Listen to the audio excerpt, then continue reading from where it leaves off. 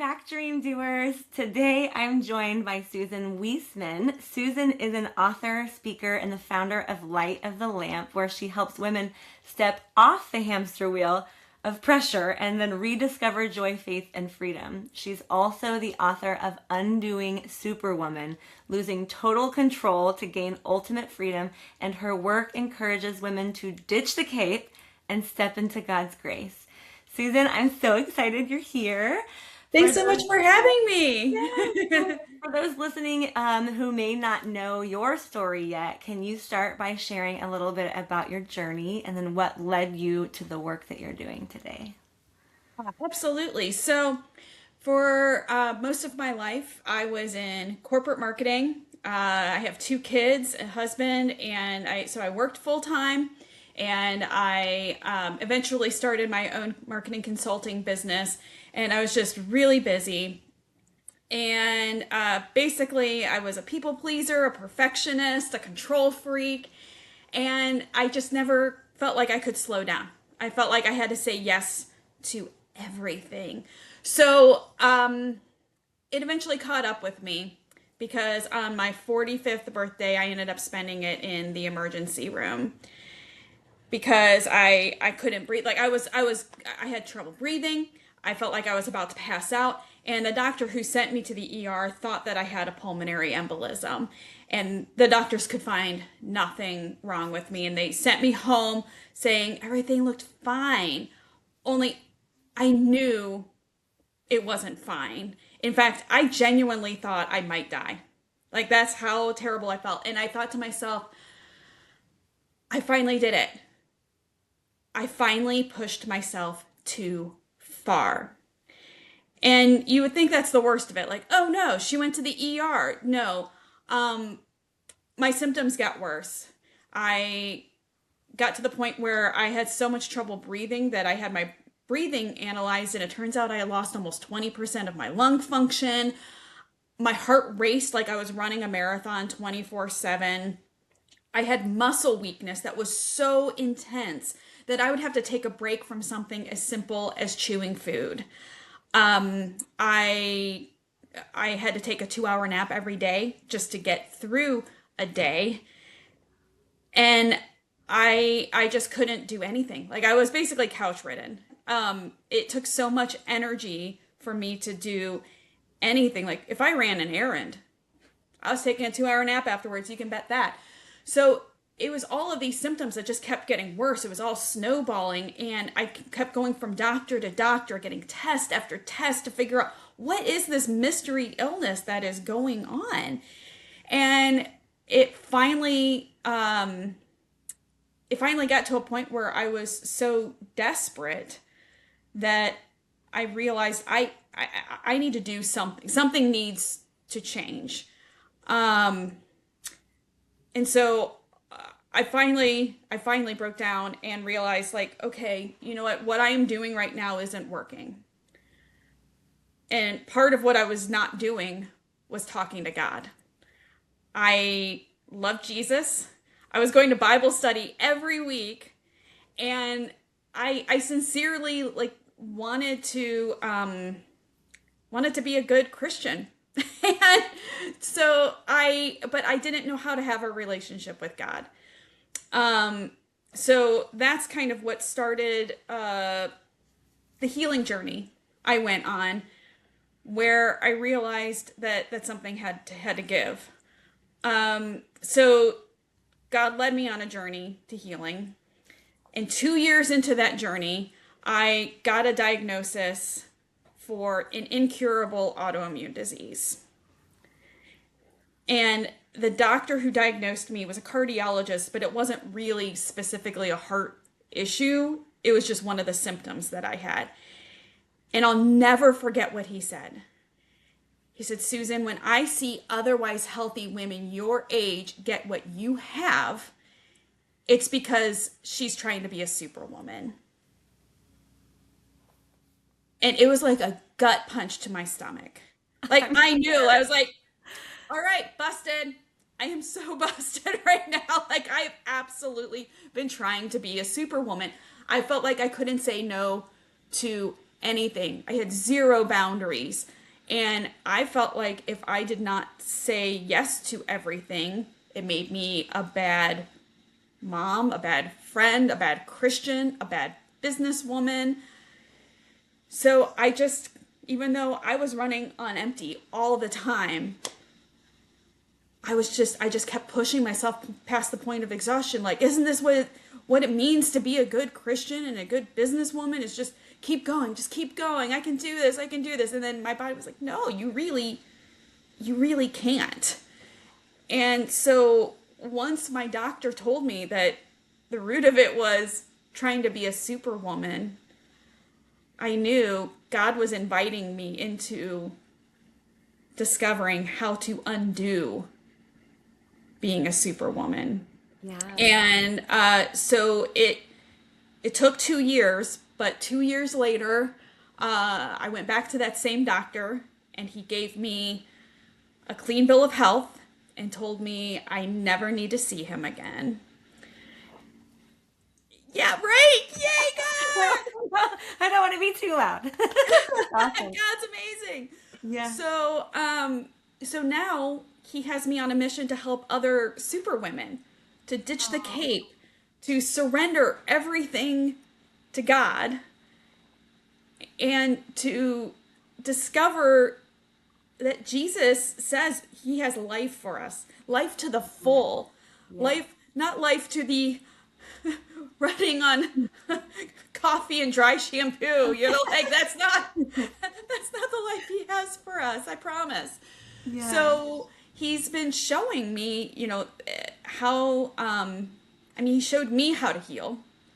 And so I wrote my book, Undoing Superwoman, as a field guide to freedom for other women who feel like they're trying to be a superwoman. And it doesn't have to be something as intense as mine, obviously, is a very extreme case. Having an incurable autoimmune disease is, one of the worst case scenarios for burnout and trying to be a superwoman.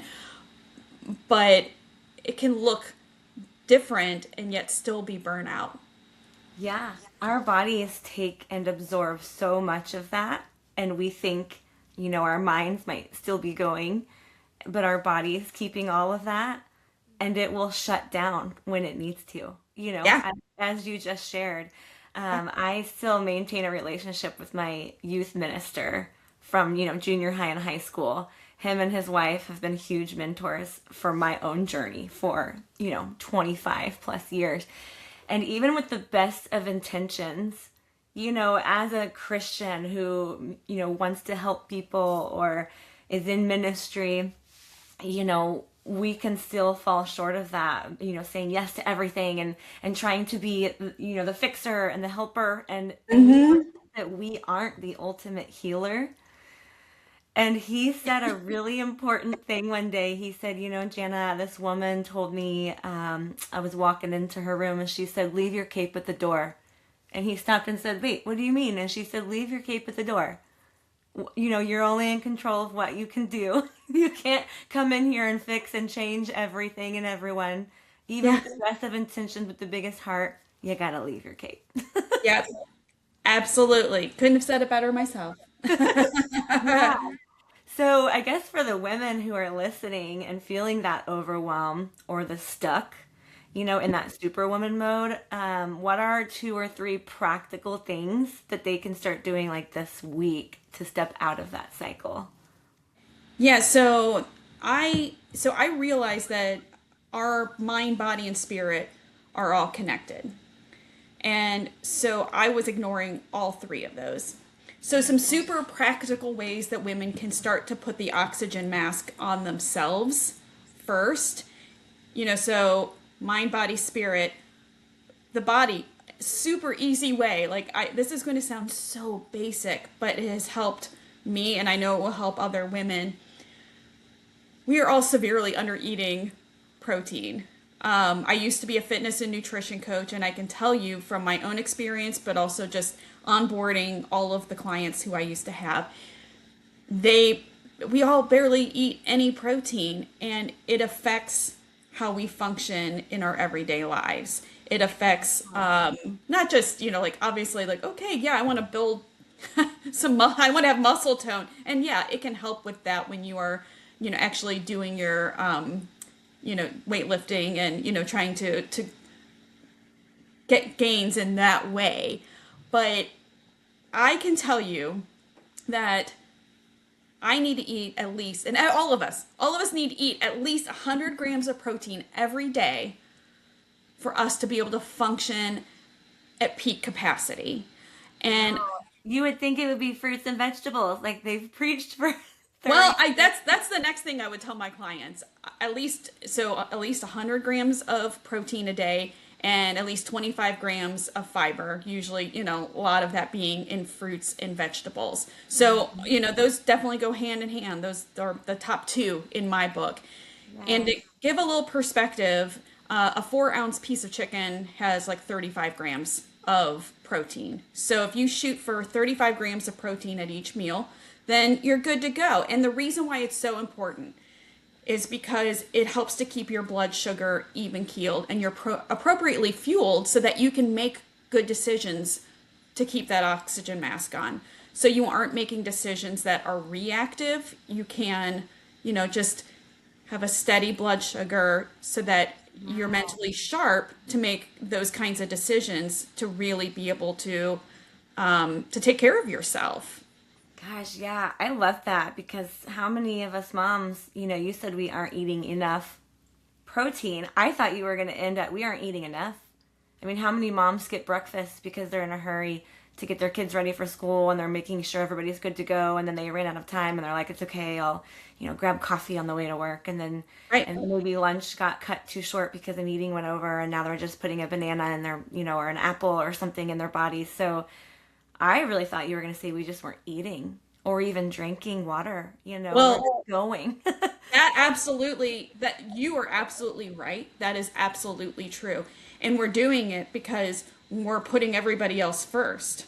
We're trying, like if you have younger kids, you're trying to make sure your kids are getting dressed and they've brushed their teeth. And all of those are perfectly valid things, but you also need to have the time and just be able to say, hey, I'm worth it. I'm worth making this a priority to, yes, eat. First of all, eat something, but make it something that is going to really fuel you.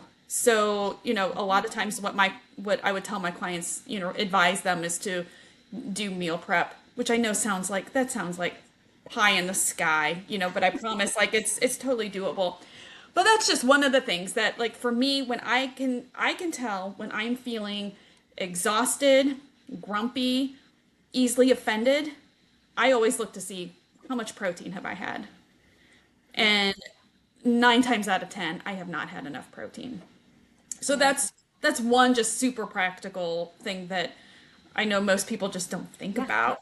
Food is fuel. We have to think in that way. What we're putting in our body is going to be pushing back out. Yeah. And if we're not putting anything in or sugar or unhealthy things, that's what's going to affect, our inner thoughts and our nervous systems, and it's going to be projected back.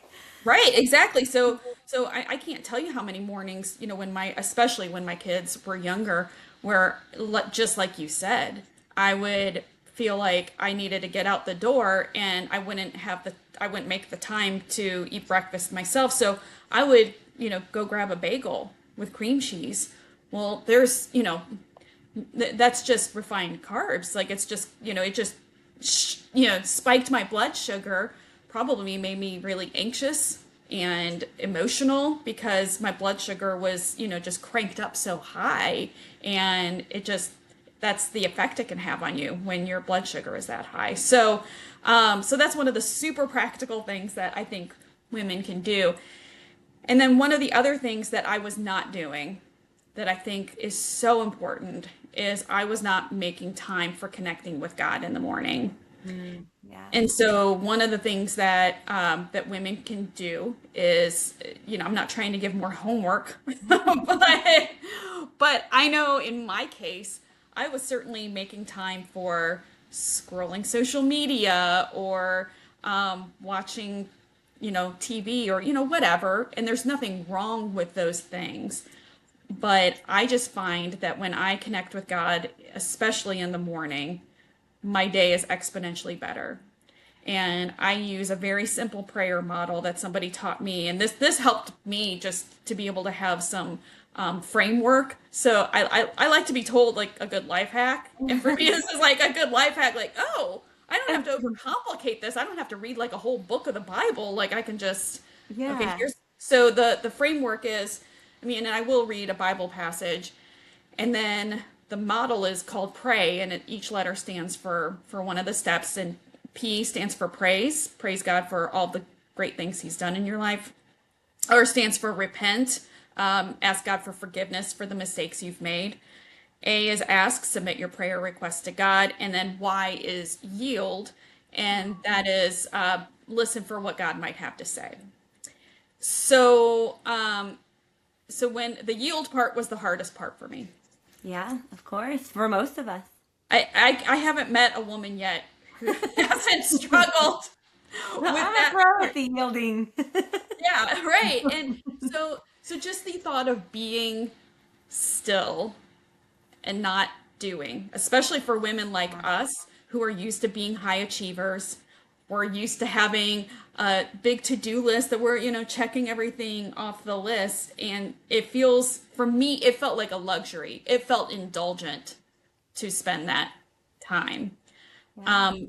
But what I do now is for me, it's a non-negotiable. Like I have to do it. So what I do with my yield time is I set a timer for 5, 10, 15 minutes. I open my journal and I just listen for what God might be saying to me. And then you just begin to write. Yeah. And sometimes it's a conversation with him. Sometimes it's just, listening to just writing down what I think he's saying to me, which was mind-blowing to me because I had been raised in an environment where I thought that I couldn't have a conversation with God. So, and when you don't so I didn't know how to have a relationship with God. And the reality is that, like, if you want to look at the root, like really the root of at my busyness, like feeling like I needed to just do everything myself, at the root of it was I did not trust God. And I didn't trust God because I didn't know God. I didn't have a relationship with him. And so that's what the yield part of that process did for me. It was the beginning of learning how to have a relationship with him. And then once I started to see that, like, we had a track record together, like I could see things that he had talked about in my prayer time, like, oh, they happened. Look, what he said is true. And he wants to talk to me and have a dialogue. He wants to talk to all of us and have a dialogue. And the thing is, what I discovered is if you don't trust God, then you lean on your own understanding. So you're like Proverbs 3, 5 through 6, trust in the Lord with all your heart, lean not on your own understanding. In all your ways, submit to him, and he will make your path straight. Well, I was definitely leaning on my own understanding because I didn't know any better. I didn't know what else to do. So that's why I tell women, like, that's one of the best places to start. So once you start having that relationship with God, if you don't already, you can start to see where you can just hand stuff over to him. Like, okay. Oh yeah, like God's got this. Yeah, like Jesus literally take the wheel. Yes, genuinely. Jesus, please take the wheel because I am not doing a great job on my own. So you better take over. So those are some of the just practical things. I love that you were talking about how you didn't know that like a relationship is two ways. And God wants to reciprocate, and he wants you to pour into him. He wants that connection with you. And so many of us, I share this often, but so many of us go to God like a vending machine. I have a need. I'm hungry for something. I'm going to go put in what I need. I expect him to give it to me, and then I'll move about my day. And we forget that. And I talk to my children in this way. I say, God wants to hear from you. It doesn't matter if you're angry, you're sad, you're mad, but then he also wants to speak life into you and speak love and joy and goodness. And so many times we'll come and we'll, dump it all. And then we retreat, we leave. We don't do the sitting and going inward, but he wants that. He wants us to just listen. And I love when people speak about chair time, is how I've heard other people say it. Like, just sit for 15 minutes, don't think about anything, don't say anything, and just listen. And that is so hard for us to do, especially in this busy culture, because I remember for myself, the first couple weeks I tried this, our minds go to, okay, I have to do this tomorrow. Nope, come back. It's the squirrel syndrome. It's like, okay, but what about the, okay, nope, come back. And I kept finding myself even then, even trying to yield and listen, I would come back to the rattle and the noise and the to-do list. And do you think my kids are, it just doesn't stop. It takes intentionality and training to sit still and be quiet and truly listen. And I know that we're not always going to hear audible noises from God, sometimes, but for the most part, there's kind of that deep just knowing within you. So was there ever a moment that like a pivotal time? I know that you had some big health things, but was there a pivotal time that you were sitting and it was just like, boom, God said that to me. And I know without doubt that now I need to do this, or I need to be this, or I need to start writing my book, or whatever the case. Was there a big pivotal moment for you that you felt him? Oh gosh. Wow. There were so many times where I felt him, but God talks to us in so many, he talks to me and all of us, I think, in so many different ways. And I think one of the times when I really, really knew it was him was there was one morning in September of 2020 where I woke up at 3 a.m., couldn't get back to sleep, and I could tell God was really talking to me. And one of the things that and not audibly, just for everybody listening, I've never heard God's audible voice, just so you know. It's always just a thought that I know I wouldn't have myself.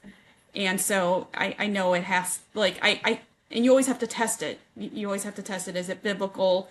Is it something that seems to align with, with God and, what he has to say in the Bible? And, or is it just coming from me?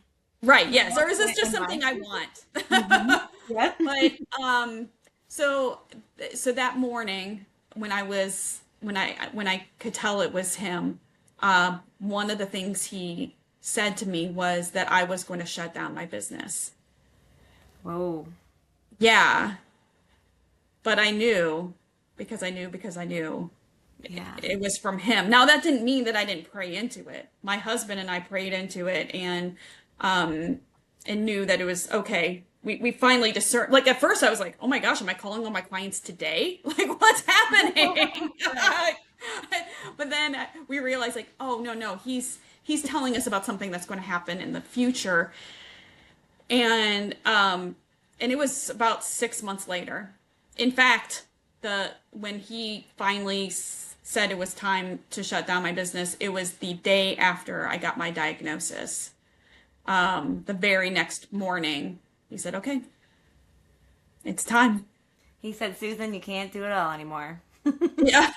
I mean, I guess. Yeah. I mean, and what it turned out, I think there were a lot of reasons why he asked me to do that.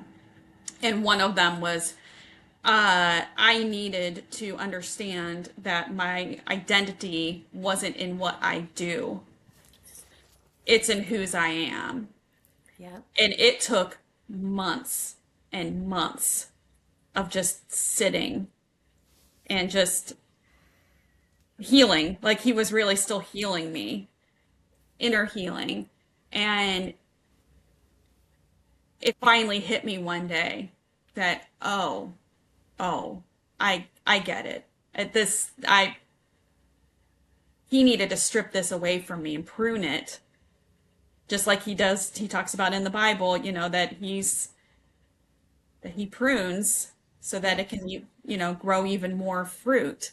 So he'll take something away. He needed to push you into the path that he has for you, right? Right. And so much of our busy schedules and all of the things we just shared, get in the way of that.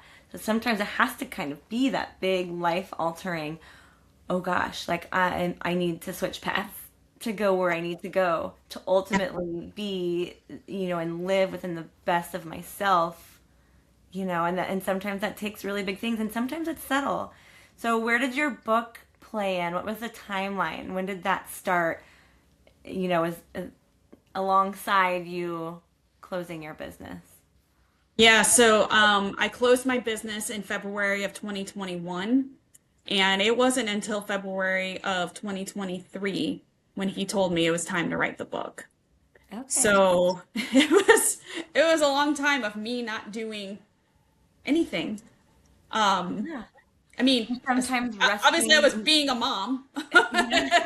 is the hardest job that there is. Yeah, but it took that long for me to. I mean, he just kept dropping breadcrumbs for how he wanted the opportunities for me to heal. So that might be reading a book on boundaries. That might be me going to a specific ministry to help with my inner healing. It might be like I worked with a holistic health practitioner to clean up my diet and to understand, how to take better care of my actual physical body. So it was all of these different things leading up to it. And actually you asked about how do you like when have you known it was God speaking? And like I said, sometimes God talks through other people. He uses people to speak to us. So I had already kind of been hearing in my prayer time that I was going to write a book. I didn't know what exactly it was going to be about. I wasn't healed at the time when I was hearing this, so I'm like, well, what am I going to talk about?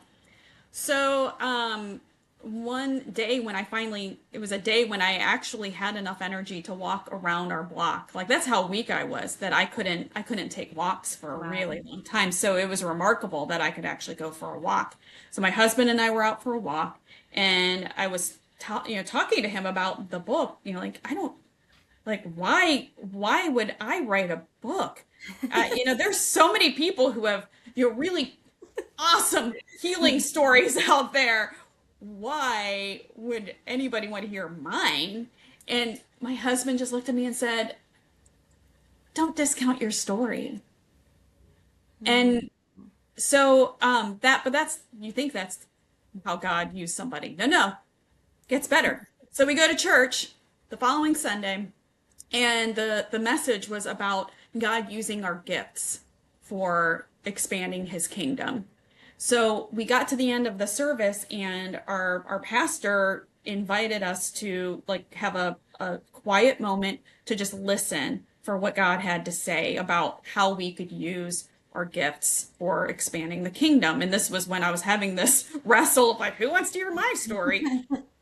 And so he paused, and I'm telling you, he paused for just a second, and he said, I feel like there's somebody in this room who needs to know that you need to write the book. And I thought, ooh, that just gave me chills on my cheeks. But I still wasn't convinced, Jana. I still. And that was specific. It was but there are hundreds of people in this room. Maybe it's not me. And then he paused for a beat, and he said, don't discount your story. And it was the exact thing my husband had said. And I was like, gosh. Okay. when people keep going no, that was just coincidence, I'm like, we are missing a lot. If we aren't paying attention, God is speaking to us super vividly. Yes. And we discount that. We Yeah. just say, oh, well, there's, like you said, there's thousands of people, hundreds of people. It couldn't be. And then it just keeps going. No, we keep defending the reason not to hear it. Yeah. And God is like, I don't know how to be any more clear. Right. Shall I use a megaphone? Yes. Yes. Like, should I bonk you over the head? Yes, Like, exactly. That's like, funny. what else do you need, kid? Come on, just do Yes. it. So, Yes. And then you start to get in tune with that. And then more starts to align. At least in my story, I was like, okay, I'm paying attention, God. And then the next thing happens and you're like, this isn't coincidence anymore. It just keeps aligning. yeah. Pretty cool. Yeah. So even after that, it wasn't right away that he asked me to, that where he said it was time to start. He told me to start actually a month before I got like the official stamp clean bill of health from my cardiologist. But I mean, I already like, and I didn't even want to go back to the cardiologist because I was like, I know I'm healed. And then I realized like, oh no, I need a professional to tell me that I'm actually healed. Like, otherwise it's not very credible. But Yeah. Yeah. so that's how I knew that I needed to write the book. Yeah. Do you have the book nearby? I do. This is what it looks like. Undoing Look how Superwoman. First of all, it's a beautiful cover. Thank How you. inviting. Can you, without giving away all the good stuff, because I think everyone should go buy it. I actually last night was like, I need to go get your book. I have not read it yet. So what is some like, just tease us a little bit. What's in there that would make us want to go pick it up? Yeah, so it's what I call it a field guide to freedom for women who do feel like they are trying to be a superwoman. And it's all of the tools that there are a lot of very practical tools in it that I use all the time for inner healing or forgiveness or all of those kinds of things. Just super practical information that really helped me, and it's obviously told through the lens of my healing journey. So what I like to tell women is, some of it might work for you. All of it might be for you. God will show you what you're meant to run with, when it comes to like once you're reading it and you're in the thick of it. But I've already had many women tell me how transformative certain chapters were for them. Like they genuinely had on the spot inner healing from reading this book. And then even just like some of the practical information about the about diet and nutrition, just I think so many women don't realize just how damaging a lot of the foods that we eat Yeah. are. The processed foods and the inflammation. So much of autoimmune diseases and just a lot of diseases are caused by inflammation. Well, you get inflammation from eating processed foods, seed oils, from just artificial sweeteners, or but 65% of the food in any given grocery store is considered to be an ultra processed food. And God. yeah, isn't that nuts? It's hard to, even when you're walking into a natural food store, it's hard to think like what in here actually is going to help me, The Right. packaging can look so healthy. The regulations or lack thereof can look like something's healthy, but it's actually not. And so it's really scary to think. And I say it all the time, unless I'm growing it from the ground or I'm farming it, it's probably not the best to be putting in our bodies, but that's everything. Yeah. So, what I try to do, and, I would say this to like when I was a fitness and nutrition coach, what I told my clients was focus on eating just whole foods. If you focus on eating, like you don't have to overthink it at first. Well, you never have to overthink it, but don't put so much pressure on yourself to do it perfectly. But, we all know intuitively that probably, a bag of chips off the shelf, probably not going to be healthy. But if you're eating produce, if you're eating meat, if you're just eating those whole foods, you're going to make huge gains. It's going to be a huge step in the right direction. Yeah, and from a financial perspective, my boys and I every Sunday after church go down to our local farmers market.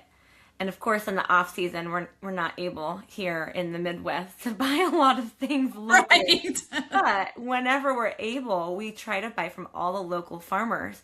And I will get such a large amount. The other day, we bought probably 30 tomatoes for $1. So you can save so much money. A lot of us think, and even in school systems, they talk about how expensive it is to eat healthy. Yeah. It's cheaper to eat horrible, which is why so many of the lesser served communities eat junk food, because they say it's cheaper. But if you think about it, if you're going to things like farmers markets, you can grab a whole head of lettuce, and you can grab, tomatoes and anything local. And again, the bundles are $10 or less. If I go to the grocery store, not only am I buying it wrapped in plastic, single-use things, it's probably shipped from a few states or countries away, been on trucks for a while, and it's marked up. So from not only a health perspective, a financial perspective, if we just start to tweak little bits, you say like, don't overthink it. Don't make it too hard. It's totally true. What we don't know seems so overwhelming to make changes in our life, in anything. But if it's just small little shifts, it can change a whole bunch more than just our physical health. It's our mental health. It's our pocketbooks, Absolutely. Yeah, for sure. So those are just some simple shifts that women can make today to really put them in a really great trajectory toward being able to have less inflammation, and just like that will help them to feel better and to be able to think more clearly and just lose that brain fog that is so prevalent. It's just huge gains there. Yeah, you have to think, it sounds so weird to say every time, but we are in this temporary shell on Earth, right? So we didn't get to pick the shell we're in, our bodies. Our spirits are living. And someone said it the other day. He said, so many people think that we are humans having a spiritual experience. But really, we are spiritual beings having a human experience here. Oh, I love that. Yes, temporarily we're in these bodies. And it's, Christ even says to treat our bodies like a temple, because what we're fueling into our minds, our spirit, our bodies, it's like you said, it's all playing together. So I tell people, treat your spirit as a garden, right? And we are the gardeners. How are we going to tend to it? Are we going to let someone come in and spray poison all over? Are we going to let people plant something toxic in the middle? Because we all know how that works. Then it's going to start seeping into your healthy foods, that you're planting. So what are we letting in? Who are we letting in? How often are we tending to it? We all know if we don't water a garden for a few weeks, it's all going to die off. So we have to be nurturing that. We have to be protecting that. If you think about farmers from a visual perspective, they're putting nets or cages or greenhouses so that things can't get in to steal and rob your joy of what you're building.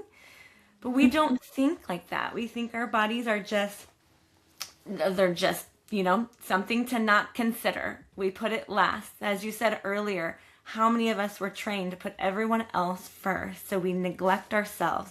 And if we can't be our healthiest self, we can't be healthy for others. Yeah. We kind of got to reverse that mindset. It's not selfish, but we've got to tend to us so that we can then pour our best gifts, our best words, how we're thinking, and like you said, the brain fog, how we're processing things, how we're responding to people.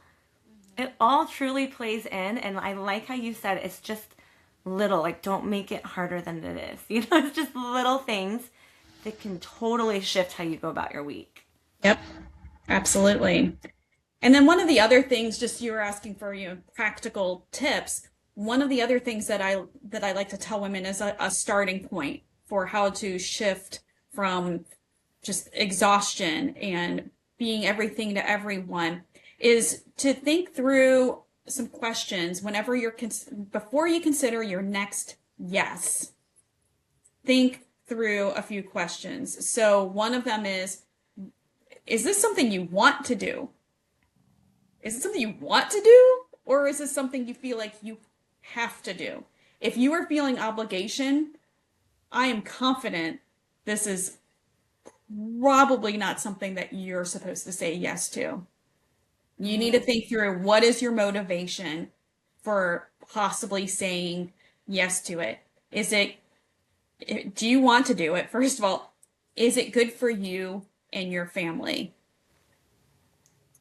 And does it align with what you think God has for you in this season? Yeah. So there's some perfectly great things that can come up that sound like of course I'll say yes to that. Of course I should say yes to baking cookies at the bake sale. Like, that's a no-brainer. Well, maybe it's not a no-brainer, because what if, and that brings me to my next question, do I have the margin? If you don't have the margin, both from a time perspective, but from an energy perspective, is baking even something you enjoy doing? Now, for me, I enjoy baking. So baking for the bake sale might, that could be a good yes for me, because it also honestly kind of builds into me. It's something that would fill my cup some, to bake, as long as I actually have the time and the energy. So if I'm thinking about that as a possible opportunity, do I want to do it? Well, yeah, I like to bake, so that's something I might want to do. And that would be cool to have a homemade baked good for the bake sale. Sure. Is it something I have time to do? Well, if my week is crazy and I'm running from sporting event to sporting event, or if I just have a really heavy meeting week business wise, then okay, maybe this isn't the right time. Is this good for me and my family? Well, if this is going to just make me tired and grumpy and have a short fuse, well, you know what? It's probably not good for my family. Yeah. So, and I can still participate in the bake sale, but maybe I just go to the grocery store and pick something up instead of feeling obligated to bring the homemade whatever. And the same goes with business decisions. Do I accept this business opportunity? Do I want to do it? Do I have the margin? Is this good for me and my family? All of those are the same questions. If it follows for anything, if you filter it through all of those questions, I promise you will be able to significantly cut down on the exhausting activities that are not filling you up. Yes, it takes intentionality to really be in tune with yourself and to pause, Yeah. yield for a minute and go through those steps. But how long does that take? 20, 30 seconds. Right. It can change everything for you. Yeah. And obviously, if it's a big decision, you invite, if you're married, you invite your spouse into it. If you're, if you're not married, you can invite friends into it.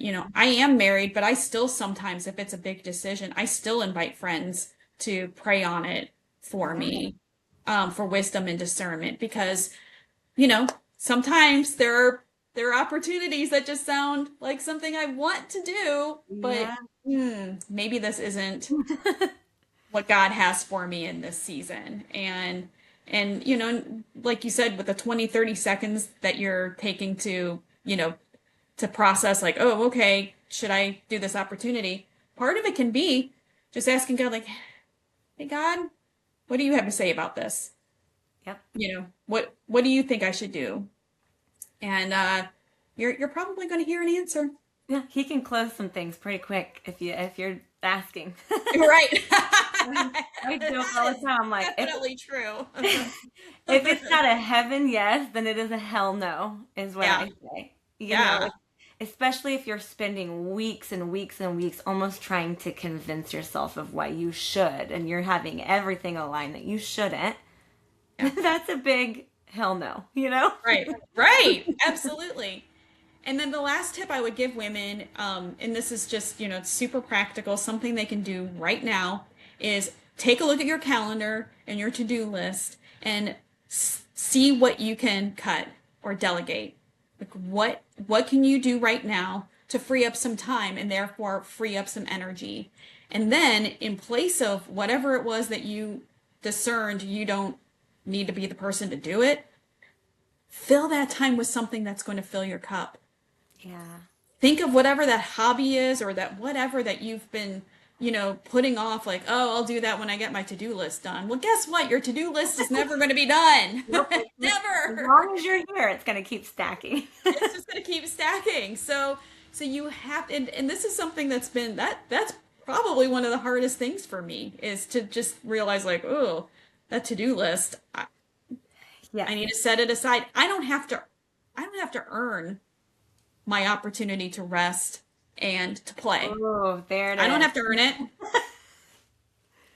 I don't have to have a completed to-do list to justify doing something fun just for me. And anybody out there, you also do not have to earn it. Yes. You need it. It's necessary. Yes. That is huge. It goes back to the putting everybody first. Yep. We've got to pivot to putting ourselves first, finding time for all of it, putting things aside. When do we lay things down? When do we pick them up? When do we let God be in control? When do we put action in? It's a lot of, and even talking in that way, I'm like, I'm overwhelmed, because here moms are managing all the things and we're trying to figure out, okay, when do I seek outside, like mentors or friends, to pray over this? Like, it takes so much, and we're juggling, as women, they joke that we have spaghetti brains. We're juggling and managing all of that all day. We can't shut it off. So that's the hardest part for people, to set something aside. That for me was all of the weight I felt on my shoulders, was having those to-do lists that wouldn't go away. And I was like, well, if I can just get through all of this, then, and it was never a then. So I had to learn to stop it. I am in charge of my time schedule. I am in charge of where I'm choosing to spend my time. Am I waking up and pulling my phone up and scrolling first? Or like you said, am I pausing to really put God first? Yeah. And we don't realize until we start paying attention how many things are stealing our time. So when we say we're too busy, or we can't do that, or we're not a cook, or it takes too long we don't know how to grocery shop, whatever the excuses we have are, if we can pause, just take a day and really sit down and be like, what can I cut? Where can I, evolve and become educated on, or pour my time into? And like you said, how am I going to fill my own cup? If I'm running on empty, it's not going to look good for how I'm treating, especially children who need you to have a full cup, Yeah. There's a lot of stress and pressure when you're a working mom to not only manage your whole home, but then either go manage your own business or work for someone else's business. Yeah, absolutely. You have to have your cup full if you're going to pour out to other people. It's just that simple. So if you want to be the mom, the business owner, the employee, whatever it is, if you want to be that person, the best version, then you need to be able to have your oxygen mask on first, or else nobody else is getting the oxygen mask. Why do they say that on a plane, right? Because if you're not putting your oxygen mask on before your children, before the people next to you, you're not going to be able to help them. Right. Exactly. So let's all ditch our capes. Ditch the cape. Let's all connect with God so that we can just embrace that grace He has for us, and to be a daughter of God first. Yeah. Before we are anything else. Yeah. Now, my last question, you and I have pretty similar stories in the sense that God was like, we're going to pause this in your life, and you're going to have a time for healing, a long time for healing. I probably had 1.5 to 3 years where I was just like, I kept asking friends, like, why is my work not taking off like it should? Why do I not have jobs coming in? And she said, because God needs you to rest. And people like me and you kind of need it to be a little more clear. And I joke, God will make you sick. Like your body's going to shut down and to get our attentions, right? To really pause us, to take the time to heal. So you and I have similar stories in that way. Do you think that there might be a woman listening in that's like, you know, maybe God's calling me to rest, but it's going to look different. She won't get a year or two. That might not be practical or even doable. Yeah. I will say that, yeah, God doesn't call all of us to sit on the bench for multiple years. That's just not, Wow. I mean, that's not, you know, he knows what journey you are on. So for the woman out there who is feeling exhausted, I don't know how God wants you to heal, but it doesn't have to, you don't feel overwhelmed by the idea that it has to be this huge sabbatical or, you know, no, but he wants all of us to be whole in mind, body, and spirit. And so if you just ask him, hey, God, can you just guide my steps? Can you light my path? Even if it's just one step at a time, show me how I can live life to the full, the way you want me to live my life. And if you keep, I mean, it says in the Bible, if you seek me with all of your heart, I will answer. And he will answer. So he just wants to hang out with you. He just wants to hang out with you so he can tell you who you are, who you really are. You are not your to-do list. And he will tell you, hey, this is the next step. Because I promise you, I promise you, there were a whole lot of baby steps between that emergency room and getting the diagnosis, and then getting the diagnosis, shutting down my business, and then clean bill of health. There were so many baby steps. So please don't hear my story and think like, oh, well, you know, she just had all the time in the world and, you know, it just happened. It was miraculous, but it was a miraculous healing, but it was a lot of baby steps of just being faithful to take the next step that I felt like God was asking me to take. So just keep asking God and he'll show you what that next step is so that you can heal, whether it's healing from burnout or healing from an autoimmune disease or anything in between. He's faithful. He'll show you. Gosh, I love that. And if it's one thing God's going to do, he's going to remind you that you're whole in him, period. Yeah. All of Amen. the other titles are just icing on the cake. Business owner, mom, whatever it is, that is secondary to you being whole in Christ alone. Yeah. Amen. Yes, for sure.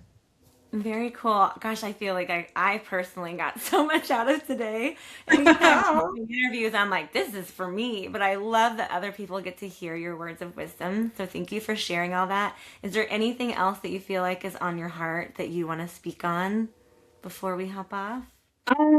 Well, I mean, if women are interested in taking the next step and learning more about it, so you can order Undoing Superwoman, Losing Total Control to Gain Ultimate Freedom on Amazon or on my personal storefront at store.lightofthelamp.org. And I'd love to speak at women's events on burnout, women's wellness, setting healthy boundaries. And so you can find out more about that at lightofthelamp.org/speaking. And you can follow me on Instagram at light.ofthelamp. That is so perfect. Thank you for doing all of that. That's what I was going to ask. So I will make sure to put all of those in our show notes and the post so that you all can find that, and make sure you go follow Susan. Thank you so much. That meant the world to me that you took an hour out of your day today. So thanks for being on my podcast. Thanks for having me. Yes. Okay. Everyone go follow her, and then until next time. And cut.